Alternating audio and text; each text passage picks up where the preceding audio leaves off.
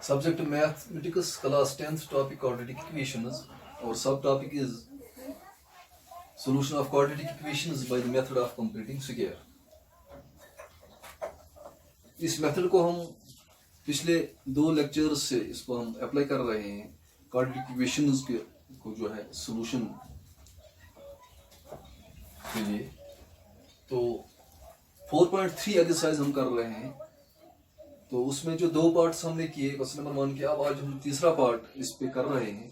हालांकि आप खुद भी आप ये पार्ट कर सकते थे, लेकिन इसमें मुझे एक खास बात ये भी ध्यान में रखनी है कि इसके जो रूट्स आप निकाल रहे हैं कि ये रूट्स कैसे आ रहे हैं, क्या ये दोनों सेम आ रहे हैं, क्या अलग अलग आ रहे हैं। जैसे पहले पार्ट में हमने देखा कि जो रूट्स 2 थे वो अलग अलग थे, यानी 3 और 1/2 निकला था। और दूसरे पार्ट में भी हमने देखा कि रूट्स जो थे अलग अलग निकल रहे हैं उसके भी। तो इसी तरह इसमें भी देखते हैं। इसमें कोई एक खास बात है, अगली एक्सरसाइज जो है उस पे फोकस होगा कि अगर रूट्स बराबर आ रहे हैं तो नेचर वगैरह वो सब बातें जो है उसमें, इसलिए मैं आपको ये सारे पार्ट्स दिखा रहा हूँ। तो अब ये तीसरा पार्ट जो है 4x² + 4√3x + 3 = 0। तो सबसे पहला वाला स्टेप जो है क्या कर रहे थे हम, जैसे इस 4 को हम we want to get rid of from this coefficient of x²। So what we will do, we will multiply both sides by 4। सो we will multiply this equation by the coefficient of x, divide. We divide this equation both sides by the coefficient of x². So therefore, dividing, this is our first step,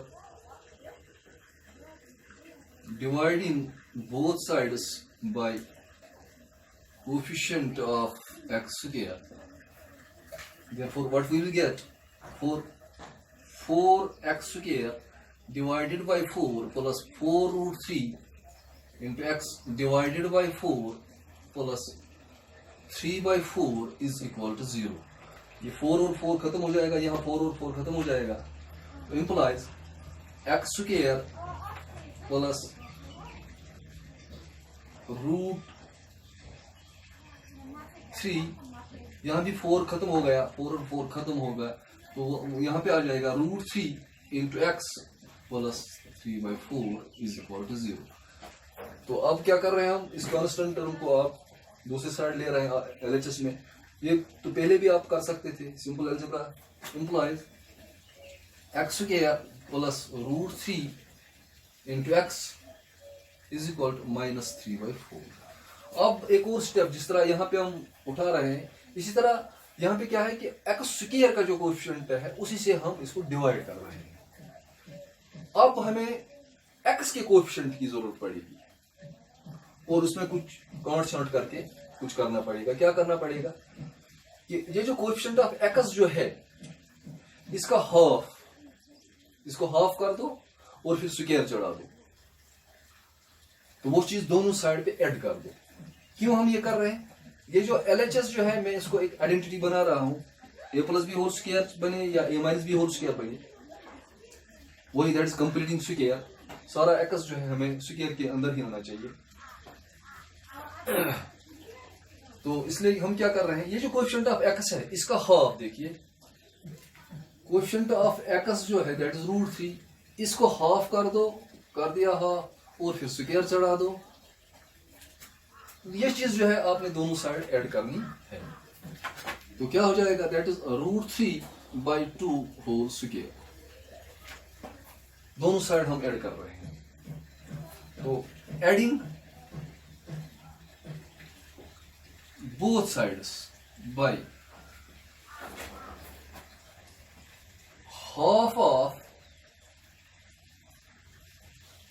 coefficient of x, लेकिन इसका square,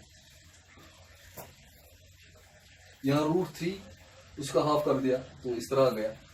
Therefore, what we'll get in therefore x² plus √3 into x तो वहीं पे है। अब इसको half of coefficient of x इसका whole square ले लिया, दैट मीन्स √3/2 इसको हम कर रहे हैं, √3/2 स्क्वायर √3 इज इक्वल टू -3/4 और प्लस √3/2 का होल स्क्वायर।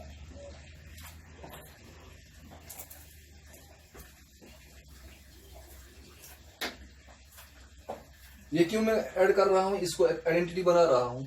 अब a square plus b square बन गया और ये 2ab आना चाहिए।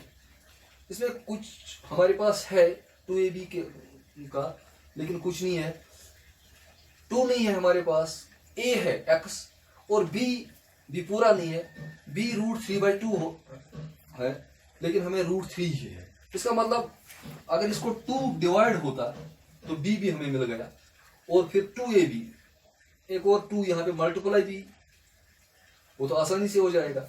जब आप इसको 2 से डिवाइड कर दें तो आपका ये b आ गया, और जब 2 से डिवाइड कर रहे हैं तो √3/2 आ गया, और मल्टीप्लाई करें तो और फिर फार्मूला का जो 2ab बन गया आपके पास। तो जैसे यहाँ पे 2 किया डिवाइड और फिर मल्टीप्लाई 2 किया, दैट इज 2 √3/2 b है।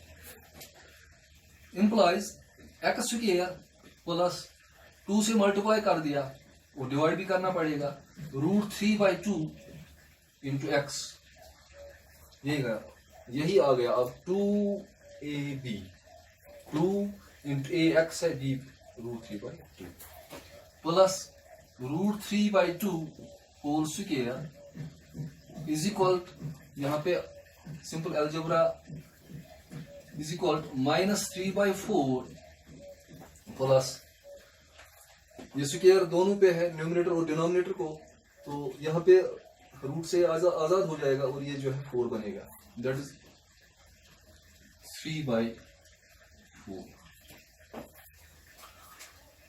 इंप्लाइज x स्क्वायर, ये बनेगा। अब जरा फार्मूला है ये, a square plus b square plus 2ab, 2 into a into b, that's a plus b whole square, that's x plus √3/2 whole square. अब कोई x जो है स्क्वायर के बाहर नहीं रहा, दैट कंप्लीट हो गया, x plus √3/2 whole square is equal -4 3/4 plus 3/4, तो 0 आ जाएगा, they will get cancelled 0।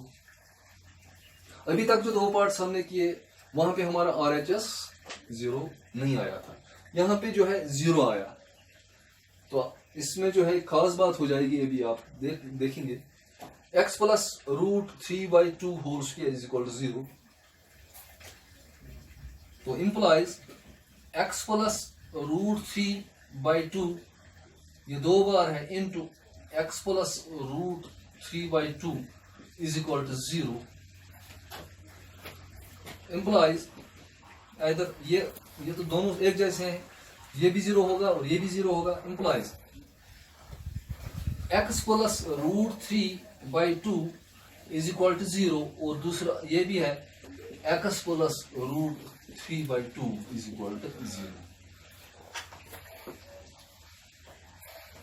Implies x is equal,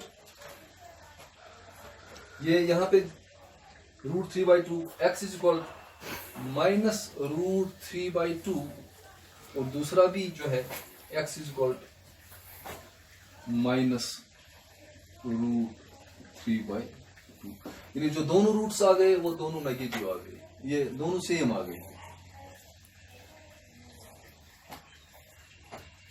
तो ये इसका आंसर है। अभी तक जो 2 पार्ट्स किए थे तो उसमें ये नहीं हुआ था कि दोनों सेम आ गए थे, उसमें अलग अलग रूट्स आए थे, तो यहाँ पे जो 0 बन गया, तो इसी की वजह से ये जो है, इस पे हम नेक्स्ट इसमें डिस्कशन करेंगे। Thank you.